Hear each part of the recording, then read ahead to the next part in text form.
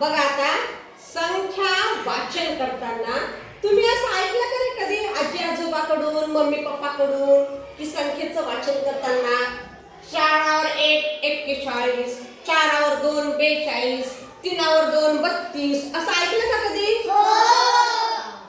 तर हे जे वाचन आहे त्याची पद्धत आपल्याला बदलायची, कारण की प्रत्येक संख्येमध्ये जे अंक असतात त्या प्रत्येक अंकाला काय असतं? स्थान असतं. काय असतं? स्थान. तसंच 2 अंकी संख्येमध्ये 2 स्थान आहेत. सांगा कोणते?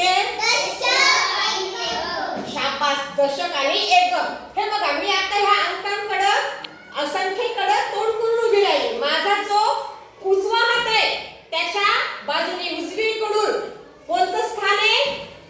एकक. आणि डावीकडून कोणतं स्थान आहे? मग ह्या संख्येच्या अंकात जे त्यांची स्थानिक किंमत आहे ही सुद्धा आपल्याला समजली पाहिजे. बरोबर आहे ना? तर त्याच्यानुसार आपल्याला ह्या संख्येचं वाचन करायचंय आणि मग लक्षात ठेवायचं हे संख्या वाचन कसं करायचं. तर करून दाखवा तुम्ही. मैदान चल ये. चला बघा आता मला सांगा 4 1 ची स्थानिक किंमत किती इथं? 1. 4 ची स्थानिक किंमत किती बाळा? 40. मग आता हे आता वाचून दाखव मला या संख्येचं नाव. 40 1 41. शाबास. चला स्वरांजली चला आता दुसरी संख्या वाचून दाखव. 40 2 40. शाबास.